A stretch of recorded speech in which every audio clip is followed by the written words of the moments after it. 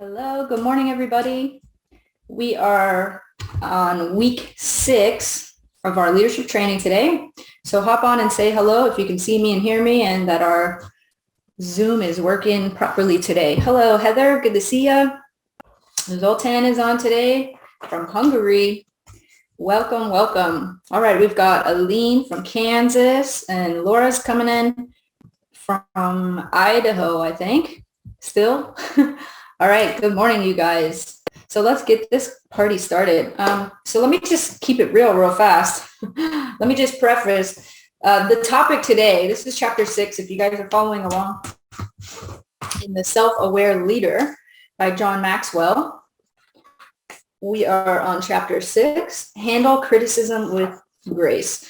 So far, this entire book's pretty much just about calling me out, I feel like, as a leader and a CEO and super affiliate and all the things I've been in my life.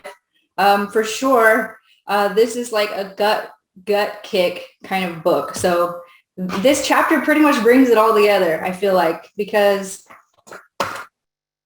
if you're not comfortable receiving criticism yet, you're going to hopefully by the end of this call feel more comfortable about it. When you're a leader, there's literally no way to avoid being criticized in some way, shape, or form. And you know, what's interesting is that when people join the network marketing industry, they're not prepared for criticism. Like maybe they don't really get that much in their normal life, right? And they come into this industry, they're like forced into leadership suddenly. And what's the first thing that you kind of encounter when you're recruiting anybody? It's usually criticism. It's, no, I'm not going to do that, or this is a pyramid scheme, or, you know, whatever. Like it's criticism. People have a big fear of criticism. So this one, I feel like really kind of kicks you in the gut because, like I said, there's no way avoiding it. So we're going to learn kind of how to navigate this together so that you guys are not only prepared to take constructive criticism yourself, but also know how to give it to your team as well.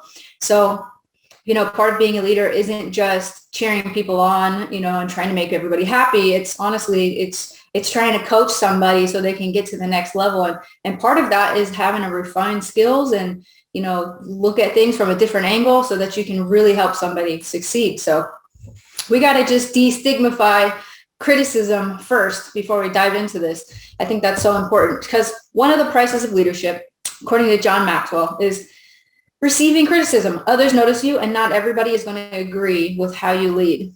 Leadership means going first, standing out, taking risks, and trying to take ground. No leader only gets praise. I know, like, before I was a leader, that's what I thought, you know, and I was the person at the back of the meeting, rolling my eyes, like, okay, this is the part where they cheer us all on and make us believe and blah, blah. Like, I was so negative when I first got into this industry. I can't even tell you guys. But I just thought, like, my image of leaders was, like, why is everybody like so obsessed with the leaders on stage? Like, what have they done that's so great? Like, I was like jealous. Like my ego was like offended by the amount of praise and recognition that leaders were getting. I'm like, you know, I've been through some stuff too. I could do that too. You know, I'm like defensive about their success. I don't know if you guys can relate to that, but that's literally like how I felt before I became successful. Of course, I wasn't successful yet because I was still dealing with that internally, right? So I used to think that leaders never really got criticized at all. It was, and I'm, of course, because I thought they didn't get criticized, I was going to be the one to criticize because I'm the one that always has to do the opposite of what everybody else is doing. I don't know what my problem is, but it's not like that. Like when you're a leader, you guys, it's a whole lot more than just getting trophies on stage or getting awards or having a 15-minute speech and having your little 5 minutes of fame. Like it's so much more than that. I mean, underneath and internally, you have to go through, you got to climb mountains, and not only for yourself, but for your team too. And you're going to get criticized along the way. You're going to be getting failures along the way. You're going to be, you're going to fall on your face along the way. You're going to make mistakes along the way. All of that is the making of a leader. And so whether you fail or succeed, you will be criticized. So even if you succeed very fast and it seems like it's an overnight success, you're going to be criticized even though you're on top of your game. You're going to be criticized even though you just hit super affiliate, even though you just hit master affiliate, even though you just hit the next rank. you're still going to be criticized. There's no way to avoid that. So whether you're failing right now or succeeding right now, there's no way out of this deal. It's happening one way or the other. Some criticism is deserved. It's well-deserved, right? I know for me, I've been criticized since I feel like the day I was born. So I'm very familiar with it. But some of it's well-deserved, right? Sometimes like Josh had to be so careful with how he's giving me criticism because he knew that I was going to just freak out like automatically. And people will go to him instead of to me because they know that I would just get angry. True. Real talk here. We're going to keep it real. I'm telling you guys, I'm not here to do like a super professional training here. I'm just keeping it real so that you guys understand where I'm coming from and my own journey along the way through my own leadership. And people say, did you see what Jenna posted this time? You know, and nobody would come to me straight away. Like it would go to Josh, it would go to some people in corporate, it would go to customer care, it would go everywhere else besides to my face, right? And so my first initial reaction is defense. Defend yourself. Put your armor up, right? Like it's not true. You can't hurt me. Like I'm just being myself. Like this is my personality. I'm going to just defend. And honestly, like I needed that criticism because if I never got it, I would have never grown. I would have just kept doing the same thing over and over again. And my potential would have been capped. So we got to get comfortable with this, right? I had to get comfortable with this. I have to learn to bite my tongue over the years and just listen first. Maybe there's some value, maybe there's some truth, put my ego away for a little bit because, you know, people that give me criticism have a mission first mentality. It's not about me. It's not about Jenna. It's about how I'm fitting into the whole vision of the whole company. It's not just like take apart Jenna day. Like it's not that. So when you're getting criticism, don't think it's something it's not a personal attack. It's so that we all can be better, so we can all work together better. And so, like I said, some criticism is deserved, while some criticism is unfair altogether, right? So I've been in that situation too. And because I know who I am, I feel like I can judge like this is bogus criticism and then this is really good criticism. And sometimes it takes me a few days to get to that realization on which is which, but not all criticism is fair. So it's good to have discernment when you're receiving criticism. If you receive it with grace and learn from it, you're going to benefit. Criticism can be very discouraging.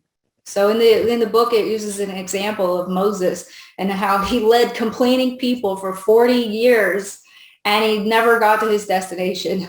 And he said in the book, he's like, maybe, you know, Moses was thinking maybe I should have told Pharaoh, don't let all my people go. Like just maybe like some of the people can go, but not all of these people, because all these people are really getting on my nerves with the amount of complaints they're giving on a daily basis. Like I'm trying to get here. I'm trying to part the seas. I'm trying to do all this stuff. And if anybody else would like to go first, by all means, go ahead. And I can totally relate to that. Josh and I have said to ourselves privately, I'm going to just say it here, like, some of these people, they have so many complaints. Like, man, like we're trying to do our best here and it's never enough. Like, why don't they start a company then if it's so easy? Why don't they go to start their own MyDailyChoice or their own new, network marketing company if they got it all figured out? We've said that too. We identify with Moses in a way because leading people is difficult. It's not as easy as it looks. And when you're just watching from the outside, of course, it's easy to say, I would have done it differently. I would have said something else.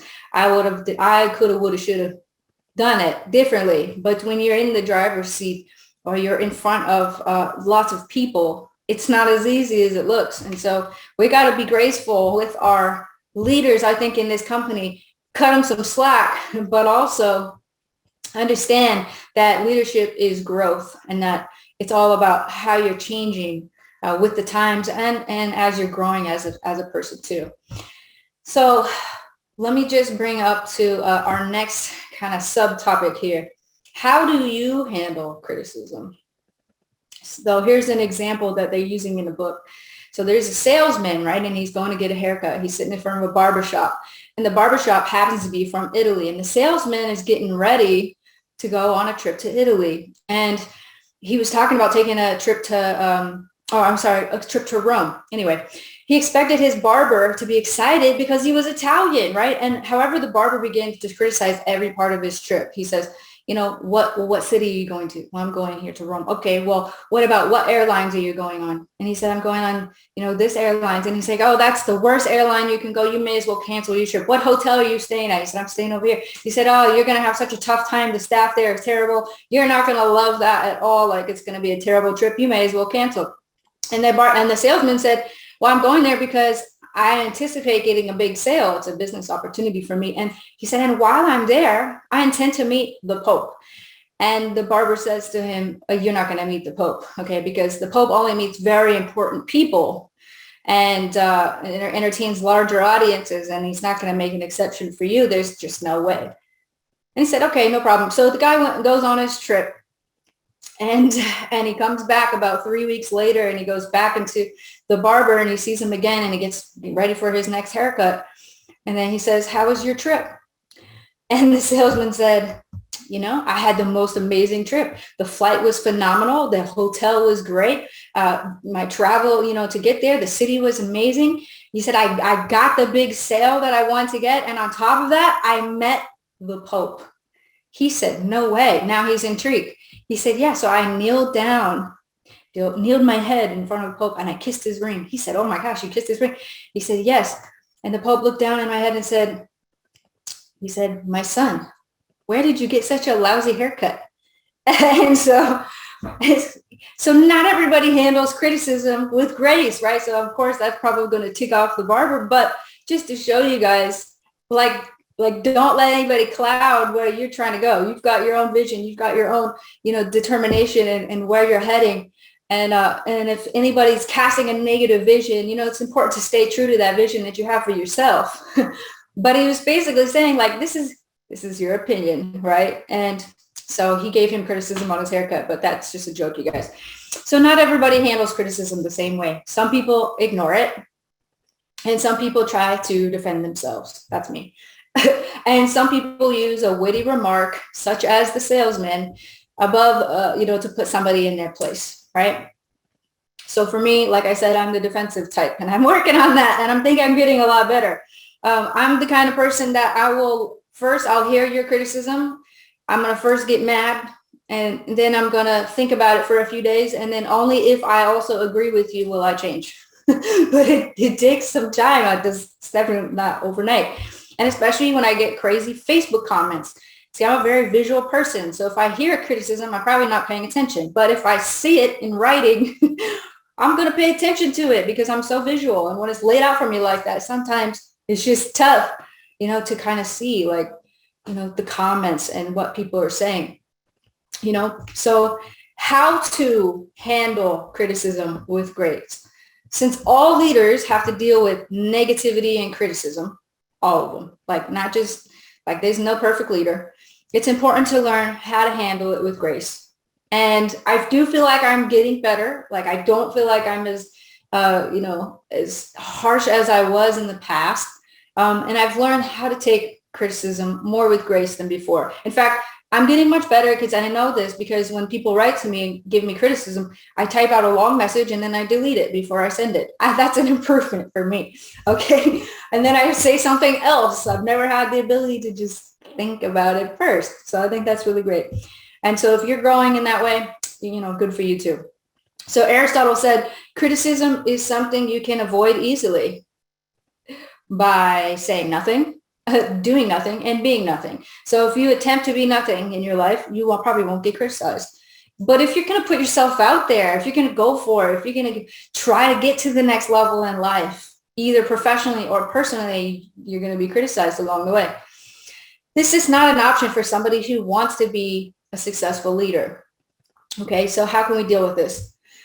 First, number one is you have to know yourself. This is a reality issue. You have to know yourself. I know the world was very obsessed over the last day or two with Will Smith's slapping Chris Rock, right? And I know initially some of our leaders too were like, man, I would have slapped him too. Like he deserved that. We have two camps, like he deserved that. Or the others are like, violence is never an option, right? There's two different kind of, polar opposites there.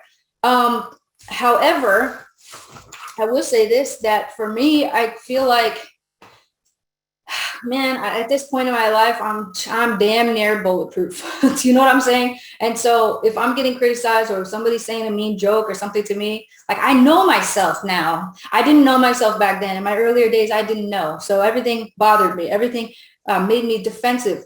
Now I feel like I know myself. So it doesn't matter what somebody else says. There's one powerful lesson I learned growing up. And I've told this story before. I don't know if you guys have heard it, but my brothers used to pick on me. I had 3 older brothers. I was the baby and I was the only girl. And my brothers used to pick on me and they used to say, oh, she's this or that, or, they'd make fun of me all the time. And I would run to my parents and I would say, hey, they're calling me this and this and this, these names. And I remember my stepmom looked at me and she said, well, is it true? And I said, no, it's not true. But they're still saying it about me. And she's like, oh, okay, well, if it's not true, it's not true. And that lesson alone was like, you're right, I guess. If it's not true, then it can't bother me. So I had to know myself, so that I could decide if I was going to be offended or not. And then I realized over time that if it was true, that's when it hurt me the most. And then so I had an option. I could either change my truth, change who I was so that it was no longer true, or I could ignore it and remain the same. And so my son is in the same situation. I mean, he really is like me, like reincarnated. So I'm trying to coach my earlier self here. I don't know if you guys have kids, if you raised them before you became self-aware, you're going to have to recoach yourself from back in your day, right? So I don't know if you guys got teenagers, but that's what I'm going through now. And it's the same thing. It's like, he's like, well, people are saying all this and saying all this about me at school. And I said, well, is it true? No. Well, if it's not true, then it doesn't matter. If it is true, well, then you have to do something about it, right? You have to make it not true. So if they're saying you're mean or you're this or that, then no longer be mean, right? If you're saying you're bad at this and bad at that, then no longer be bad at those things. And then it can't be true. And if it's not true, it can't hurt you. So anyone having an upfront position is going to draw criticism. It is often the leadership position that prompts negative remarks. Like, it's not the individual. Remember I said it's not about being personally attacked. It's oftentimes because of the position that you're in. So I had an identity crisis in MyDailyChoice, you guys. I was an affiliate, a 0K affiliate. Okay, I had 0 on my left and 0 on my right leg when we first launched. Okay, I had 0, nothing in my back office. I started with nothing. Okay, so I had an identity crisis in MyDailyChoice because I went from affiliate to, I went from 0K affiliate to 25K to 50 to super affiliate. And as I'm growing through the ranks, my leadership position is changing. And so what does that mean? People start looking at you differently. People start holding you to a higher standard as you go through the ranks, right? And so I couldn't understand. And then on top of that, my identity crisis continued because I now went from affiliate to CEO, affiliate to CMO, affiliate to corporate. So now I'm like, what are my rules exactly? Like, do I get to be more lenient and be an affiliate and this is my business? Or do I have to just own the fact that I'm part of this company as a founder and I have to have a different set of eyes, a different set of standard on me at all times, right? That was really hard for me to kind of wrap my head around because I had a certain expectation that I could break the rules. Because I'm just an MLMer, I'm just a network marketer. But people kept coming to me and I kept fighting them on it. They're like, somebody in your position shouldn't be talking like that. or you are a CEO, so you should be like this. And before I was like, I'm not a CEO, I'm a super affiliate. I'm not a CEO. You can't call me that. I'm not, I promise I'm not. Yes, I'm in the same room with Josh a lot, but it's not me. So don't hold me to that standard. That's how I felt. And it wasn't until I really kind of understood that whether I like it or not, my leadership position had evolved. And so I was going to have to evolve too. And so if you are in this business and you're a 5K affiliate today, if you don't evolve your mindset and your leadership skills, when you get to 250K and you're making the same 5K mistakes as a 250K, you're going to get called out. And when you become a super affiliate or master affiliate in our business, there's some things that are a little changing, that change a little bit in our policies and procedures. Did you know that? Because you're held at a higher standard than everybody else. And so if you're at a high rank, we've got different expectations for you. You can't use your Facebook page like you may have been able to as a 1K affiliate, not anymore, because you have a big number of people following you that are in now the MyDailyChoice network. And so it's important to take that responsibility as you grow through the ranks in your business. So have a realistic view of yourself. I fought this tooth and nail. I did not want to have a realistic view of myself. I just wanted to be me. I wanted to be in my own little isolated bubble. I wanted people to leave me alone. I wanted them to stop asking me to be bigger than I wanted to be. But I realized that was just holding myself back. That was just holding me back. I was in my own way. And it wasn't until I got personal coaching to kind of get through that and understand, step into your power, Jenna. Stop fighting. Stop trying to hold it back. And I'm going to say the same thing to you guys too. Don't hold yourself back because you feel like you're not ready for it, because you're never going to feel ready for it. You're never going to wake up one day and be like, okay, I'm now ready to be a super affiliate. I'm ready to get, all the criticism from all angles. I'm ready to be the fish in the fishbowl with a clear glass all around me and everybody's staring and asking, well, I'm waiting for you to do the next big thing. You're never going to be ready for that.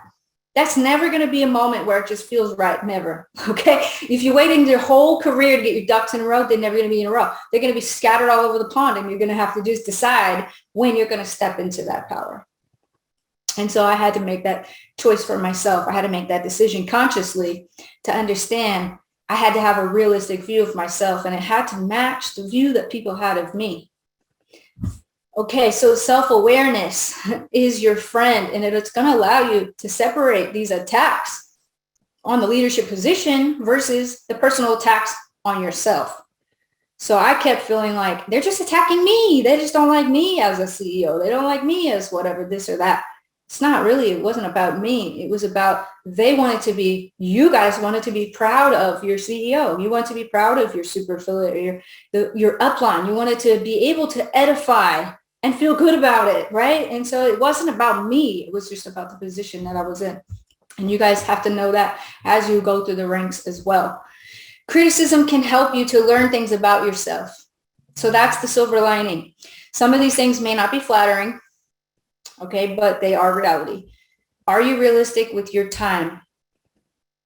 Are you realistic with your time? This is important to know and think about, because if you're not, you're going to run into some issues here. If you're wasting time on things that don't matter, where you can put your power into other things, it's very important to be aware of that. How do you estimate the ability of your team? How do you delegate your work or your workflow? Do you follow the rules? No. Okay, so here's the deal. I follow the rules. I don't break MyDailyChoice rules. I don't break law rules. And I'm not out breaking the law. I'm not running. I'm not streaking down the street trying to get myself arrested. I'm not, drinking and driving. I'm not breaking rules. Okay. But what I am doing is breaking stigmas. I'm challenging the status quo. And I think there's an okay ability to do that, but we'll also follow the rules, right? How do you process issues? Whether that's in your team or even in your personal life, how do you process issues? So criticism on these topics can help you have more of an insight into areas of weakness that you can work on to become better. Okay, so let me just move on to my next quote here, which is by Benjamin Franklin. He said, there are 3 things extremely hard: steel, diamond, and to know oneself. So now I want to bring up something else here, you guys. So today, crazy enough, is World Bipolar Day. I didn't even know we had a day. Like I just randomly saw it yesterday and I was like, no way. March 30th, I guess, is World Bipolar Day. So why I'm bringing this up leads me to my next point, which is number 2, which is change yourself. This is a responsibility issue. And so we just talked about know yourself. That's a reality issue. Number 2 is change yourself. This is a responsibility issue. And so I want to share with you guys my story about bipolar, okay? Because I got diagnosed 10 years ago. 10, a whole decade has gone by since I was diagnosed, okay? And, you know, initially when I remember when I walked into the psychologist's office, my entire world was shattered all around me. I had just been divorced twice. I had 2 kids from 2 different dads. I probably lived in 20 different places, all before the age of like 25. And I was just kind of all over the place. I could not stand still to save my life. Like my mind was going so fast and my mouth was going faster than my mind is sometimes. In fact, I notoriously, Jenna has no filter. I really don't. And it's like, actually, if you scan my brain, it literally says she has no filter. Okay. So that's something that I've worked on over the last 10 years. But why am I bringing this up?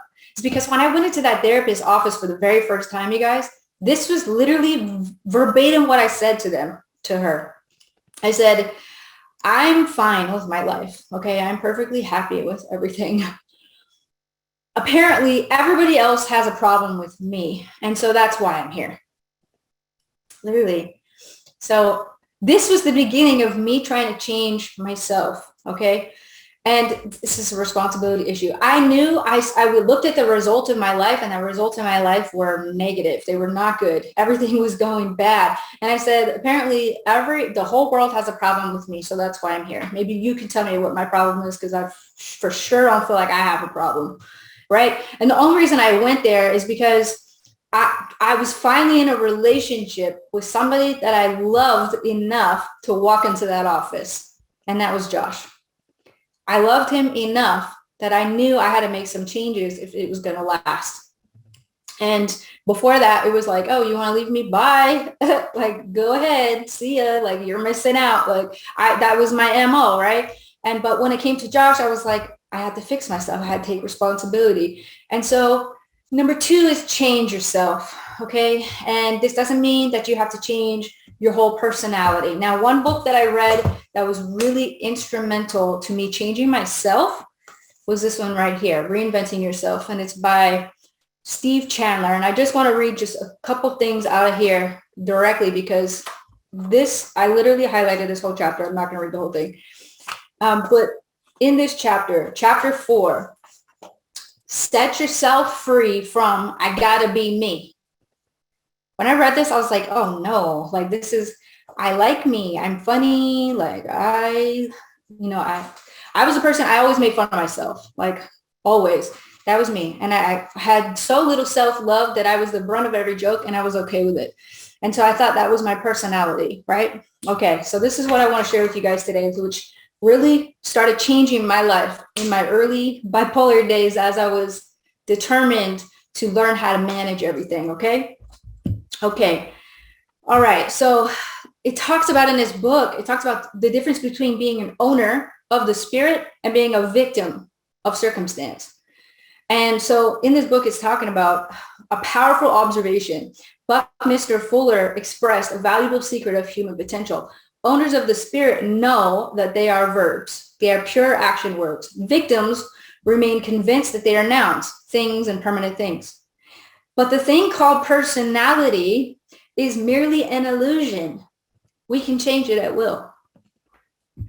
So the victim calls a personality, what the victim calls a personality is literally just a history of habits. Your personality is a history of habits. And I remember like my little brother used to say, I'm just not that kind of guy. I'm just not that way. I'm just not that kind of person. Okay, these are all limitations that we put on ourselves, right? Because we think it's our personality, but in reality, it's just a history of habits. Okay. And so people who have figured out how to access and own this optimistic spirit soon become less interested in their personalities than they are in their purpose.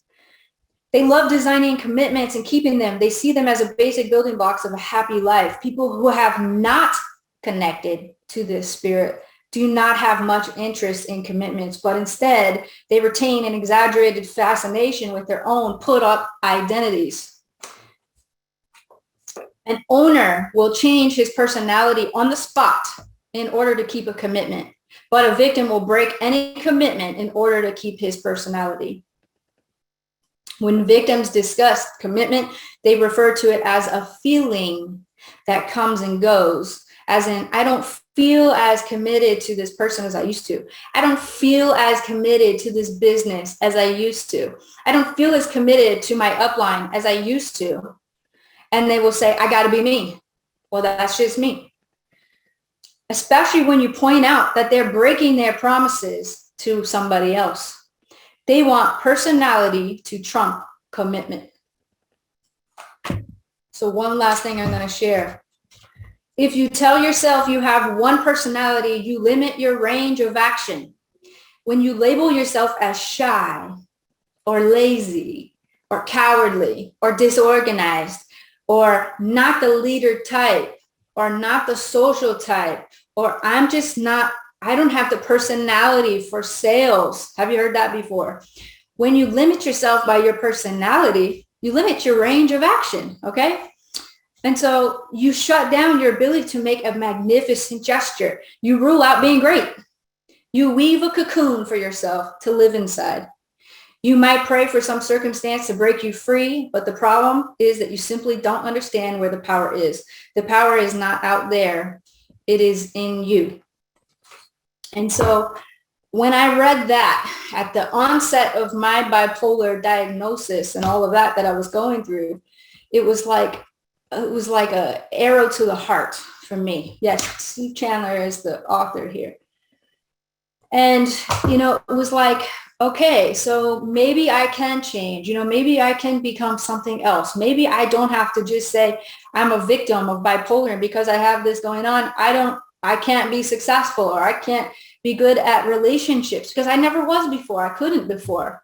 I couldn't have a conversation with somebody before.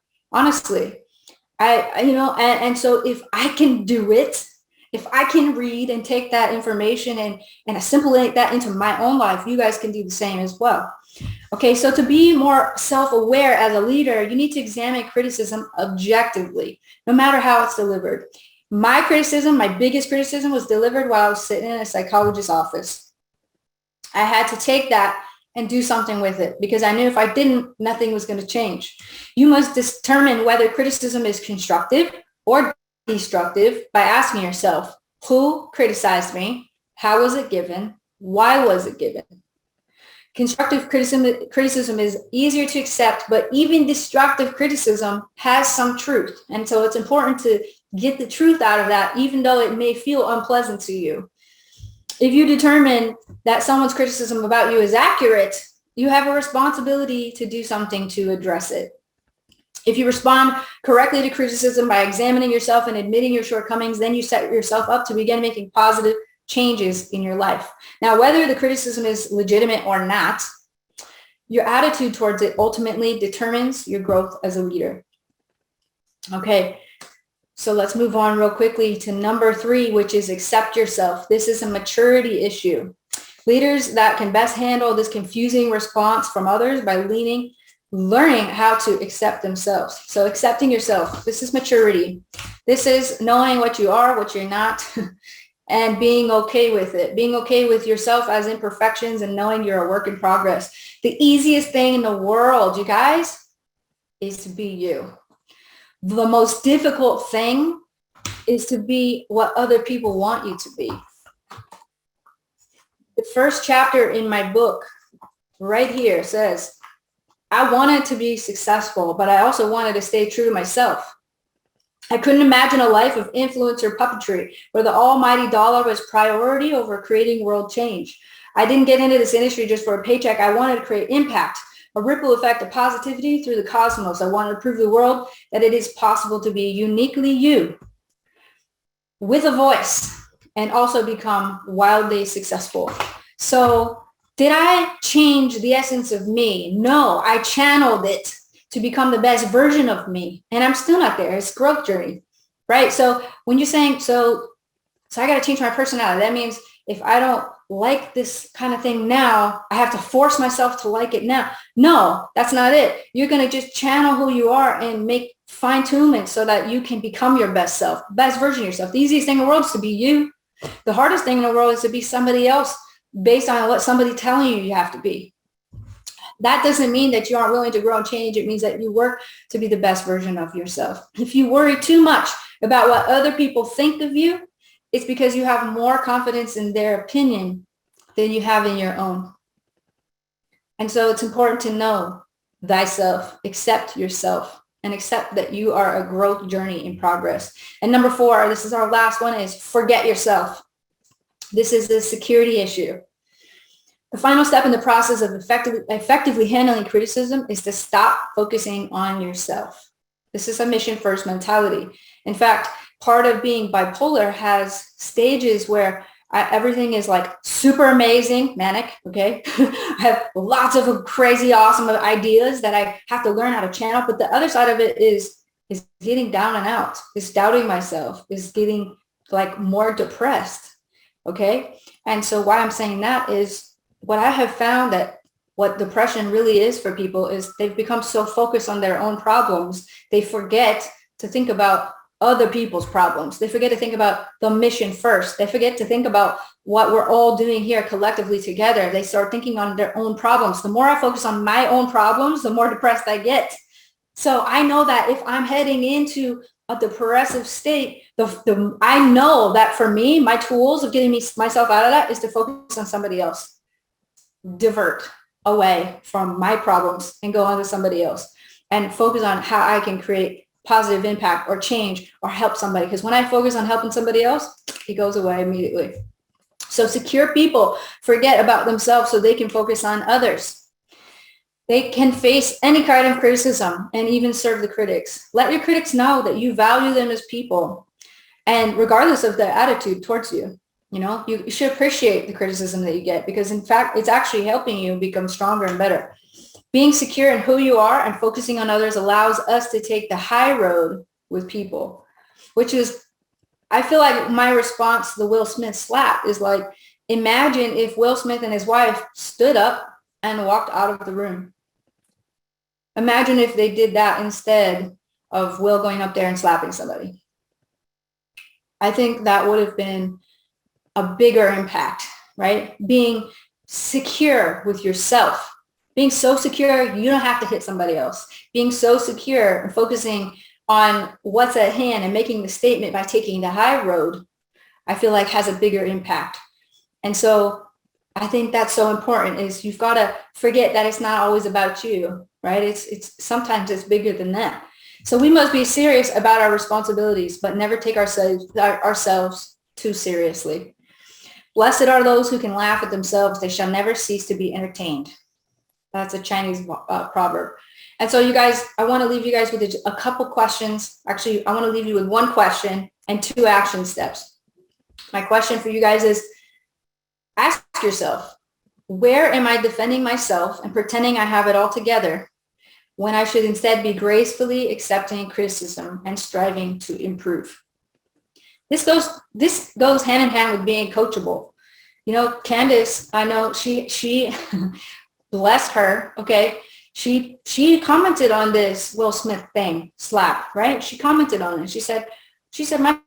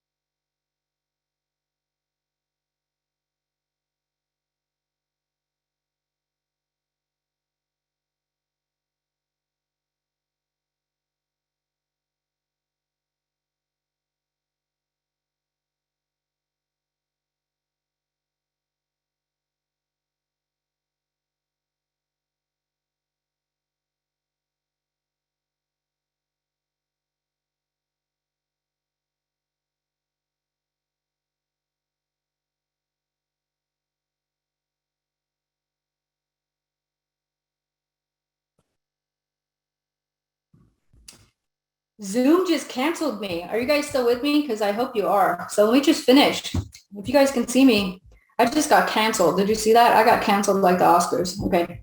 Welcome back. All right. Real quickly. So I was about to say that Candice had an opinion about, the Will Smith slap, right? And she was like, her first initial reaction was, yeah, he needs to get slapped for sure. And my husband better get up there and slap him too. Right. But she's so coachable. She had to understand and within herself, like, I have to make changes. Maybe that's the old me, right? And the new me, is I'm not going to slap nobody, right? I'm going to take the high road. And so she had to forget herself in the mix because she knows, like, I'm a leader here. I set the tone. I set an example. And she said, I'm going to delete my post because I don't want to distract anybody with my old opinions. And so I just wanted to give her credit for that. But here, I want to just end it real quickly, you guys, with this. Where am I defending myself and pretending I have it all together when I should instead be gracefully accepting criticism and trying to improve? Okay, so here's the two action steps I want to leave with you guys real quickly. Number one, book a call with a trusted mentor and ask for criticism. How can I do something better? Where are my weak spots? Where's my blind spots? Because the biggest mistake you can make is thinking you're not making any mistakes. The biggest mistake you can make is thinking you're not making any mistakes. So book a call with a trusted mentor. Ask them for criticism. Instead of ignoring it, they'll take it and grow. Use that as a platform to grow from. Number two, book a call with your downline. If you're the mentor yourself, or if you are an upline to somebody else or anyone on your team, book a call with your people and give them constructive criticism so that you can help them grow and refine as leaders. Because remember, if you want everybody to like you, sell ice cream. If you're going to be a leader, you're going to have to point out some things in your team so that they can get better, so they can grow, so they can get stronger. So as long as we have that mentality going into leadership, you guys, we're all going to crush this. All right. So thank you guys for hopping on. Sorry about the internet freaking out there for a minute, but so happy to be on here with you guys. And I will see you guys on our next call. Bye, guys.